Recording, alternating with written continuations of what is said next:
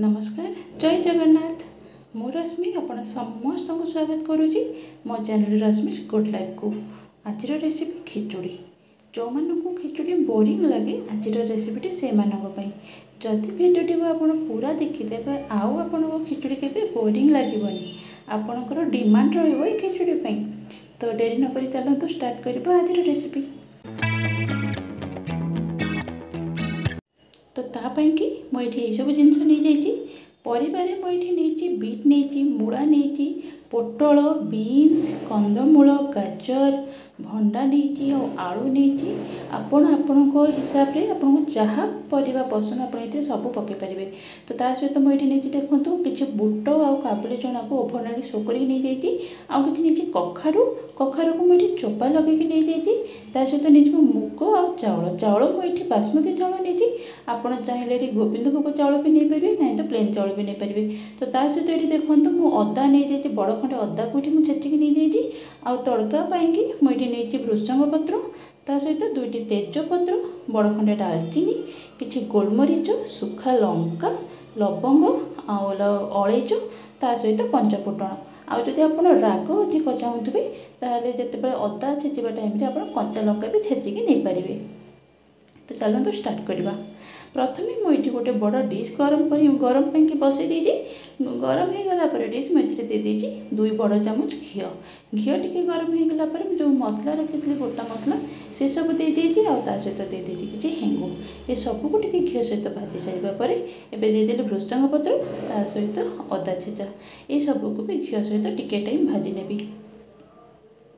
यहाँ को सब भाजी सारापर मुझे जो परिवा रखी थी सब परिवा को ये टाइम देदेवी ता सहित जो बुट और काबुली चना रखी थी ताको भी देदेवी कहीं ये सब सीझापी टे टाइम लगे आ सहित देदेवी ये हाफ चामच हलदी गुंड और टेस्ट हिसाब से लुण ये सब को दे यहाँ को भाजी पाखापाखि 5 ରୁ 7 मिनिट भाजी मझे टे घोड़े देकी भी भाजी कहीं यहाँ को जिते टाइम टे घीरे भजा हे सब फ्लेवर परिवा भितर को आसो आ परिवा भी टे सीझीज टेस्ट भी बहुत भल हम।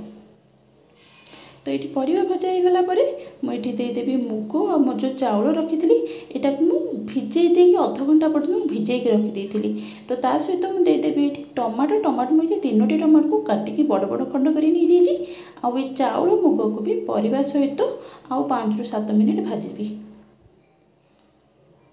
तो मझे मझे टे चल दौथे ना तो चाउल मुग तलू लगिज।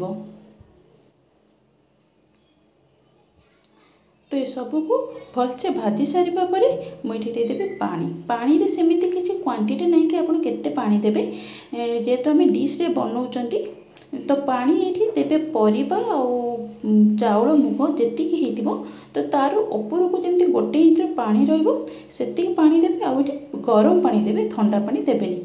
तो यहाँ को भी फुटापी छाड़देवी तापर मुझे बनई नेबी गोटे रायता रायता पाई मुझे नहीं 200 ग्राम दही नहीं दहीटा को फेंटिकी स्मूथ बनई नेबी ता सहित देदेवी हाफ ग्लास पानी यहाँ टी पतला रायता बन तो आपड़ जिते चाहूबे पतला बनवाई से हिसाब से पानी कम बेसी करें।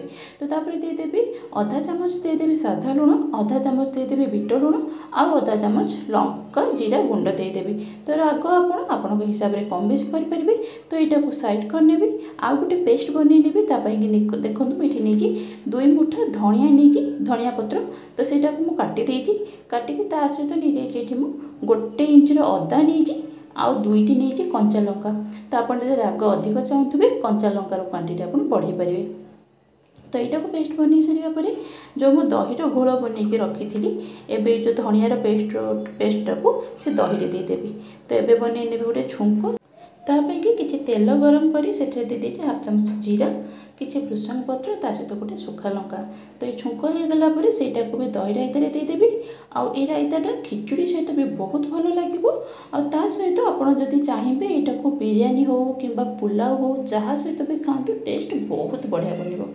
तो रायता हो गला देखु ये मोर खिचुड़ी भी माने पाखापाखि हो आसला किंतु ମାନେ ଚାଉଳ ବି ଏଠି ଗୋଟା ଗୋଟା ଅଛି ଆମକୁ ଚାଉଳ ଆଉ ଟିକେ ମିଶାଇବା ପର୍ଯ୍ୟନ୍ତ ଏଇଟା କୁକ୍ କରିବାକୁ ପଡ଼ିବ। ଆଉ ଏଠି ପାଣି ବି ଟିକେ ଶୁଖି ଆସିଲାଣି। ତ ଏବେ ମୁଁ ଏଠି ଦେଇଦେବି ଗୁଡ଼ ଦେଇଦେଇଛି, ଗୋଟେ ବଡ଼ ଖଣ୍ଡ ଗୁଡ଼ ଦେଇଦେଇଛି। ଆଉ ଏଥିରେ ଗୁଡ଼କୁ ଆପଣ ସ୍କିପ୍ କରିବେନି, ଯଦି ଗୁଡ଼ ଖାଉନଥିବେ ତ ଆପଣ ଚିନି ଦେବେ, କିନ୍ତୁ ମିଠା ଏଥିରେ ଟିକେ ଦେବେ, ଟେଷ୍ଟ ବହୁତ ଭଲ ହେବ। ତା ସହିତ ମୁଁ ଏଠି କିଛି ବାଦାମ କିଛି କିସମିସକୁ ଭାଜିକି ରଖିଥିଲି ସେଇଟା ଦେଇଦେଲି। ଆଉ ତା ସହିତ ଦେଇଦେଇଛି 2 ମୁଠା ମଟର। ଏଠି ମୁଁ ଫ୍ରୋଜନ୍ ମଟର ନେଇଛି, ସେଥିପାଇଁ ମୁଁ ପରେ ଦେଇଛି। ଯଦି ଆପଣ ଫ୍ରେଶ୍ ମଟର ନେଉଛନ୍ତି ସେଇଟା ଯେତେବେଳେ ଆପଣ ପରିବା ଭାଜିବେ ସେଇ ଟାଇମ୍ରେ ଦେଇପାରିବେ। ଏବେ ଏଇଟାକୁ କିଛି ଟାଇମ୍ ଘୋଡ଼େଇକି ଛାଡ଼ିଦେବି।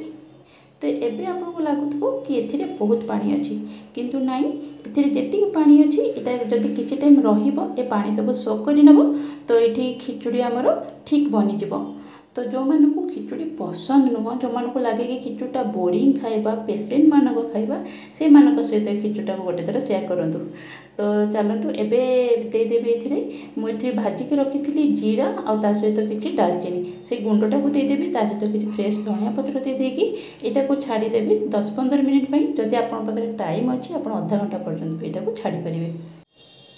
ତ ଏବେ କୁହନ୍ତୁ, ଏବେ ଆପଣଙ୍କୁ ଲାଗୁଛି ଏଇଟା ବୋରିଂ ଖାଇବା କିମ୍ବା ପେସେଣ୍ଟମାନଙ୍କର ଖାଇବା ବୋଲି? ଜମା ନାହିଁ ଆଜ୍ଞା, ବହୁତ ଟେଷ୍ଟି ବନିବ। ଆପଣ ଗୋଟେ ଥର ନିଶ୍ଚୟ ଘରେ ବନାନ୍ତୁ। ଆଉ ବିଶ୍ୱାସ କରିବେନି, ଘର ତ ପୁରା ଏଇଟା ବନେଇବା ଟାଇମ୍ରେ ନା ଘର ପୁରା ମନ୍ଦିର ଭଳି ମହକୁଥିଲା ଆଜ୍ଞା, ସତରେ। ଆଉ ପିଲାମାନଙ୍କର ତ ବହୁତ ନଖରା ଥାଏ ପରିବା ଖାଇବାରେ, ଏଇଟା ଖାଇବିନି ସେଇଟା ଖାଇବିନି। ତ ଆପଣ ସେମାନଙ୍କ ପାଇଁ ଏଇଟା ଗୋଟେ ଥର ନିଶ୍ଚୟ ବନାନ୍ତୁ, ସେମାନେ ବହୁତ ପସନ୍ଦ କରିକି ଖାଇବେ। ଆଉ ମାଆମାନଙ୍କର ତ ଟେନସନ୍ ଯିବ। ଆପଣ ଯଦି ଏମିତି ଉପାୟରେ ଘରେ ବନେଇବେ ତ ଆପଣ ତ ମାସକୁ ନିହାତି 2ରୁ 3 ଥର ଏଇଟାକୁ ବନେଇବେ। ତ ଆଶା କରୁଛି ଆଜିର ଭିଡ଼ିଓଟି ଆପଣମାନଙ୍କୁ ଭଲ ଲାଗିଥିବ। ଯଦି ଭିଡ଼ିଓ ଭଲ ଲାଗିଥାଏ ଭିଡ଼ିଓ ଗୋଟେ ଲାଇକ୍ କରନ୍ତୁ, ଚ୍ୟାନେଲରେ ନୂଆ ଥିଲେ ଚ୍ୟାନେଲକୁ ସବସ୍କ୍ରାଇବ୍ କରନ୍ତୁ। ଆଉ ମୋତେ କମେଣ୍ଟ କରି ଜଣାନ୍ତୁ ଆଜିର ରେସିପି ଆପଣମାନଙ୍କୁ କେମିତି ଲାଗିଲା। ଆଗକୁ ତ କାର୍ତ୍ତିକ ମାସ ଆସୁଛି, ନିଶ୍ଚୟ ଏମିତି ଖିଚୁଡ଼ି ବନେଇକି ଘରେ ଏନ୍ଜୟ କରନ୍ତୁ। ରହିଲି, ଜୟ ଜଗନ୍ନାଥ।